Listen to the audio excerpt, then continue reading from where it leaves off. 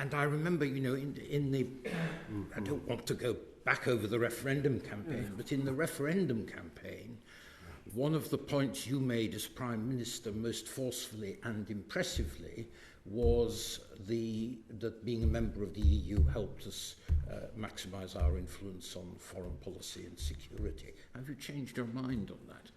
Look, if you're a member of the EU, you're in those structures and you try and make those structures, you try and bend them to your will as much as possible. Frustrating as that can sometimes be, because you want to issue a statement on Gaza and you're held up by Luxembourg and Malta. So, but you're in and you make the most of it. When you're out, it seems to me the most important thing is to ask yourself, right, how do we get done what we want to get done? How do we maximise our influence? So if you take things like, the Ukraine training mission, I would argue, we led that while we were still in the EU. We've supercharged our leadership of it outside the EU, and we're working with EU partners in our training program, and that's working very well. So in terms of, thank you for what you do. Obviously, the collaboration between parliamentarians, I think, is part of the Trade and Cooperation Agreement, and so there are structures in the Trade and Cooperation Agreement, and there are committees that meet to discuss all sorts of issues.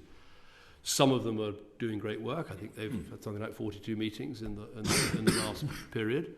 But sometimes we're finding we're getting things done faster through these ad hoc mechanisms. I've mentioned sanctions with Ukraine. That one's working well. The economic and military support for Ukraine, that's working well. The training program for the military is working well. And so I think it's a question of finding what works.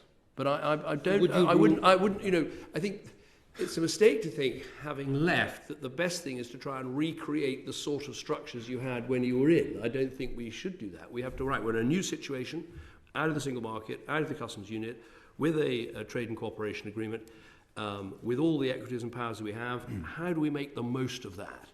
And how do we maximise the British interest, the British impact?